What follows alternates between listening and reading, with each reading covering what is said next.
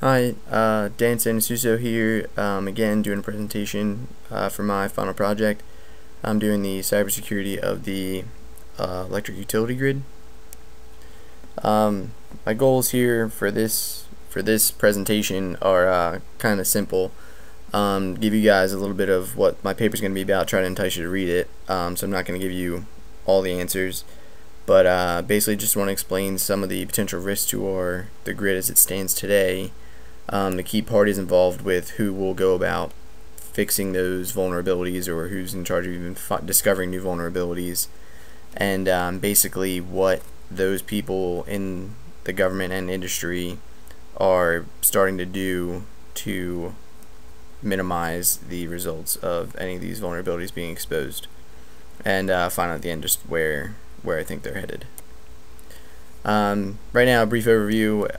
So I'm sure everyone basically knows the present electrical grid is broken into 3 different areas: generation, transmission, distribution. There's definitely controls that can be influenced in all of those sections, and especially in the interfaces between each of those 3 sections. But what you would find with some quick research is that generation is really where we're going to be vulnerable to a cyber attack, where you can mess with like rotating machines such as Project Aurora, that I'm not going to get into, but if you wanted to Google, I'm sure, and we've had links about that before. Pretty interesting controls problem. But so the players here are broken into 2 different groups. You have a government side and then private industry side. And on the government, you've got typical DOE, FERC, Department of Homeland Security, and this Industrial Control System Cyber Emergency Response Team, ICS CERT, who pretty much their main goal is to help mitigate the risk for all critical infrastructure in the U.S. So they're a big player in this. And FERC is our independent agency that helps assure like availability and market regulation sometimes of electrical power to make sure it's available to everyone. On the industry side, we've got NERC, who is basically they develop all the standards for how our electrical grid should be run, while they maintain and oversee compliance with those regulations and standards. And their main goal is to basically ensure the reliability of the bulk power transmission and of all of North America. Battelle Group, or Energy Alliance rather, is a private sector R&D organization. Pretty much they run a whole bunch of facilities that are trying to merge business and science aspects, and they actually run the Idaho National Lab that we'll talk about a little bit later, that runs a DOE National Lab, the Idaho National Lab.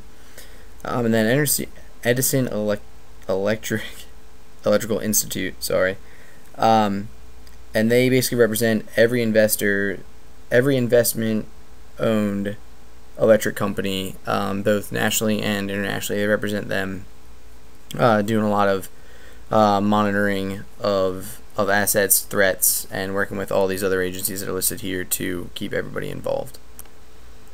So government initiatives, just a quick overview of a few of them, are they conducted this vulnerability analysis of energy delivery control systems. As I mentioned before, at the Idaho National Lab actually conducted this study under a contract from DOE, and we'll get into that in a minute. And they've also developed these electricity subsector C2M2, they call it, cybersecurity capability measurement model, which is used a lot to measure cybersecurity risks and how your system measures up to where it should be security-wise. And they developed the electrical specific version of that model. And DHS, Department of Homeland Security, also is hosting with ICS CERT an ICS joint working group, and it's semi-annual. And just a heads up, in case anybody's interested, it's June 23rd and 24th in DC this year. There's no registration fee, and just thought I'd give you guys have to sign up, I think, by like June 19th. Just a reminder for anybody that might be interested in that. So some of the assessments that I just mentioned, the vulnerability analysis of energy delivery control systems, was conducted in 2011 for the DOE under contract. DOE had the contract for Idaho National Lab. and they identified 7 areas that that they could increase, the industry can increase SCADA security. And the vulnerabilities that they identified were, as you can see here, secure the cyber attack surface, which is just closing down vectors. I mean, a bunch of open ports they found, and a bunch of SCADA services that they could exploit and get in. Their known vulnerabilities, which we'll get into in a minute, which is basically anything that's already known to somebody that could be exploited, whether it's public knowledge or not. Communication channel, which really has to do with like the authentication protocols for data going back and forth, versus the input data validation on the communication endpoint, that the way they worded their vulnerabilities. Authentication issues were basically all their protocols between the server client interactions, and then validating access rights to keep networks segregated pretty much with authorization, and then network access control, which is pretty self-explanatory. We're all familiar with most of this already anyway, which is just making sure your network is actually strongly separated to not allow people to jump back and forth. So the recommendations that came from this for known vulnerabilities that have already been discovered were they give vendors and owners recommendations for all 7 of those, that I'm not going to go into all of them here, but just thought I'd show you how they break it down. So for vendors, they were saying institute a process that you'll actually update people on what these vulnerabilities are. I mean, you'd think that'd be pretty self-evident. And then owners to just test all these updates before deployment, even if the vendor's already approved it, just to make sure that it's not going to hurt your system when you plug it in. So again, that report is a huge report for vulnerabilities for SCADA that goes through for all 7 of those, in case you're interested in any other of this. So industry initiatives. The industry's been participating in a lot of like government-run or private and government-run exercises, and such as like GridX and GridX2 that we'll get into in a minute. And National Infrastructure Advisory Council is basically a group that's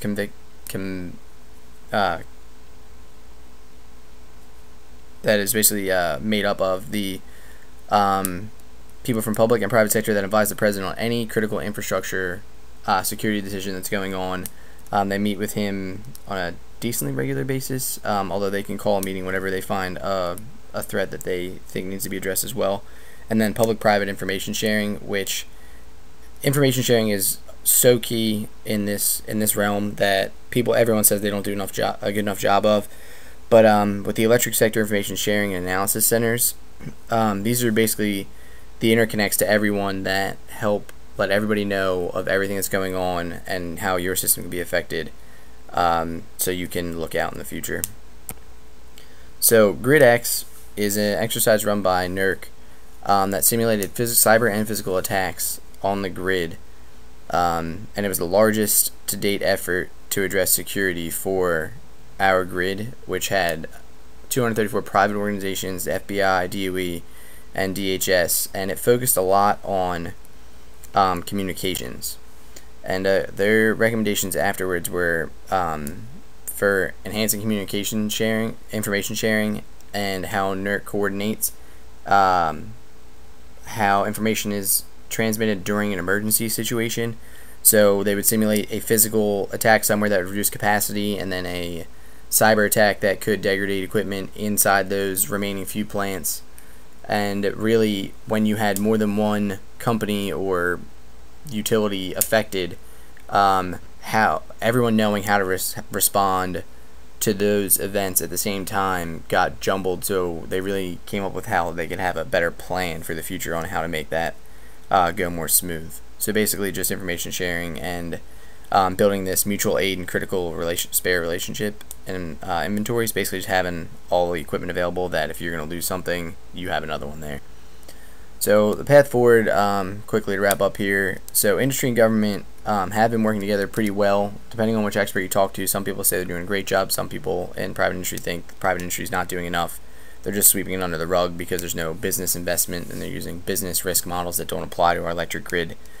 But pretty much knowledge is power to make sure that information sharing has to continue, and you have to keep expanding how much information everybody knows to make sure everyone's on the same page and not vulnerable when you could have just told them about it.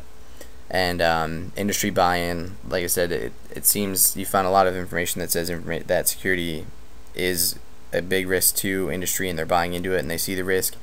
And some people say until there's a big disaster that someone does get hacked and something huge bad happens, no one's going to invest heavily in it. So yeah, more details on all of that to follow whenever the paper is made available to everyone. But thanks a lot. Just thought I'd throw up some sources here for you guys. Thanks. Hope everybody has a good summer.